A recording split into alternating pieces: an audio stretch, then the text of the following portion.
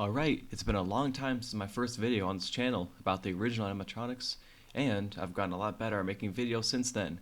So I will be revamping the original scaling in a way that is, hopefully, more engaging than before. Firstly, we're going to talk about AP. Let's define their baseline. They are easily able to one-shot humans, which can vary from street to low wall level in AP. This is all we really get in a FNAF 1 game, other than suit stuffing, which, considering it being off-screen, could vary from street to wall level as well. Moving on to the Twisted Ones novels, where they have some better feats, we can observe all of them dismantling the Twisted Ones easily by taking advantage of their spring-lock mechanisms, which would be about street level, somewhat comparable to Breaking Bones, and a testament to their battle intelligence. Characters like Foxy and Freddy also show to be able to overpower them directly as well, such as Foxy responding with greater force to Twisted Freddy's charge, which is shown to be about wall plus, unless you disregard the visual novel's portrayal of it. If you decide to do that, it will still likely be wall level given a wall was still broken through in a quick manner. Freddy also crushes a Bloom Boy quickly, which counts for low wall level AP given he still contains a metallic endoskeleton, although it should be noted he's still primarily plastic, and we also haven't seen Bloom Boy's endoskeleton, as it's likely unique and not the same as endoskeleton 02. The next feat we'll be going over is the Cave Collapse feat, which is one of the more misdefined feats in the community. In the first place, they didn't even cause the earthquake directly. They simply disturbed the surrounding area. During their drawn-out fight, for long enough, the cave collapsed in on itself, which was then compared to an earthquake. Of course, this also means they don't scale to the destruction of the earthquake, as that was caused by the cave itself falling, or in other words, the AP of the cave, sort of.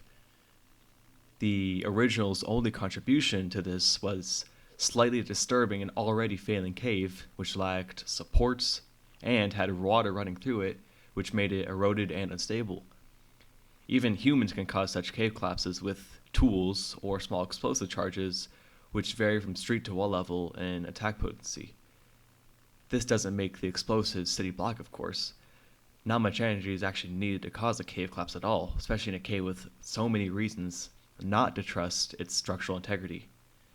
Given the prior, wall or wall plus is fine for this. So, in conclusion, for AP, wall or wall plus is fine for the originals.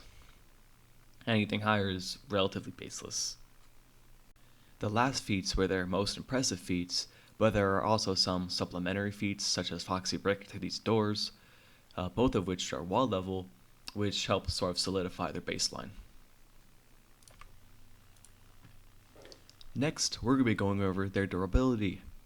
Now, speaking broadly, their durability just comes from their AP feats. However, there's still one singular thing I want to talk about. They have an isolated feat, which I'm going to be debunking today. To be fair to the person who originally made this, they've since then disregarded it entirely, but many smaller creators on platforms like YouTube or TikTok still cite this all the time. The feat in question is the quote-unquote absorption of 1.21 gigawatts of electricity. Firstly, this is probably one of the worst feats I've ever seen referenced in any work of fiction for scaling. But regardless, let's get into it. In the first place, the power is absorbed using a charging station which would power a battery, which would mean their physical durability does not scale to the energy contained within said battery in the same way a phone's durability doesn't scale to its battery, which is easily demonstrated by phones blowing up all the time due to faulty batteries and therefore destroying the phone. It was also done over time using the whole week to charge, which they did in order to travel further. Getting into some math, 1.21 gigawatts split 4 ways is still a very crazy amount, which is 302.5 megawatts for each robot, or 302 megawatts per second, given the character was shocked instantly. For a real-world comparison, the Tesla V3 supercharger is rated at 250 kilowatts peak output per second.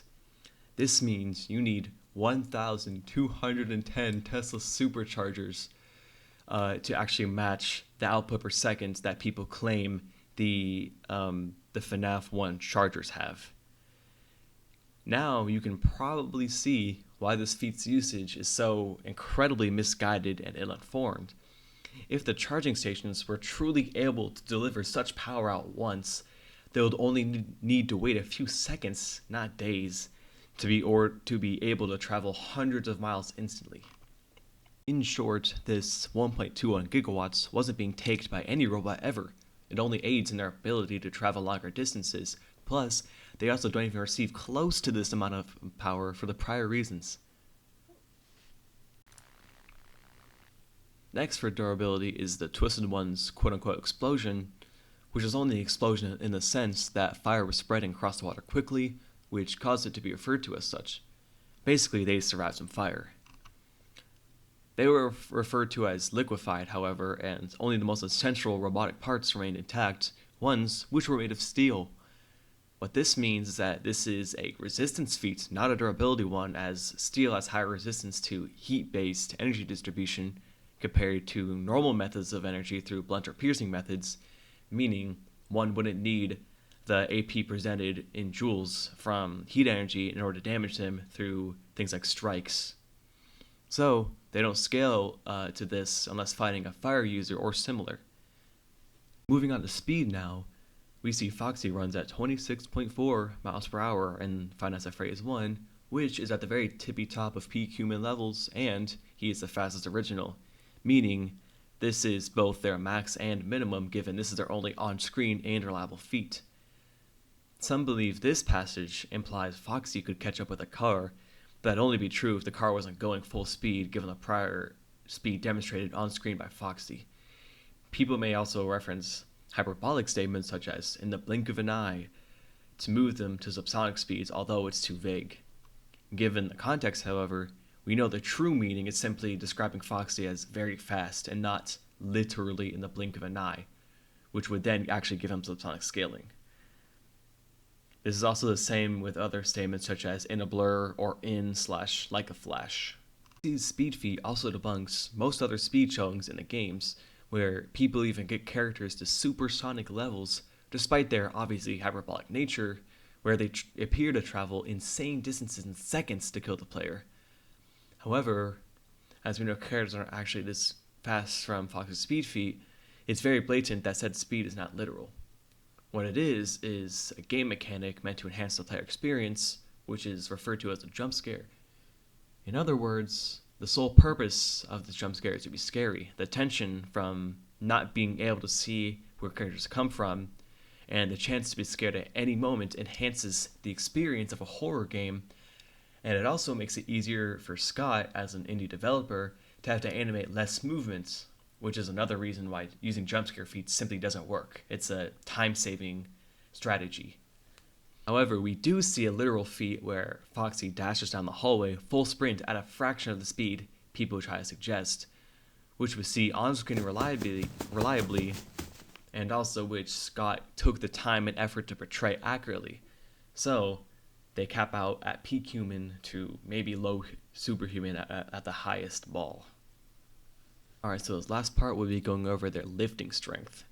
This part will be rather short. They can dismantle robots at the joints, which is about class 1. They use suits to crush full human beings, although they only partially scale to this as they crush you using an external suit, which is around class 5 for gradual bone crushing over a short period of time. Many mistake bone crushing here to be class 25 or even class K, although that is only true under very specific circumstances involving the speed in which it was done, which has never been shown before in FNAF. However, we have seen gradual crushing through the Mimic though, which is what I use to base this assumption off of. I'm also going to show some other sort of excess feats, like minor lifting feats and such, on screen right now. And that's mostly it for this video. But in summary, for the originals, for AP we're looking at wall, low ball to wall plus, and at very max, basically wank, maybe like low small building, even though I'm not really ever going to recommend subscribing to that. Their durability should scale to that. They'll have peak human speed, with superhuman if you wank it up a little bit, and about class 5 lifting strength to maybe class 10 if you wank that as well. Anyways, that's going to be it for this video. I try to make it a little more engaging than my first original video, which I think I've already hidden on my channel anyways, just because it was pretty bad. But you know, I don't go over every single feat the originals do in this video. I just go over their most important ones to try to avoid redundancy, other than the ones I might just show randomly on screen while I'm talking about something else. But yeah, that'll be it for this video. Hope you guys enjoyed.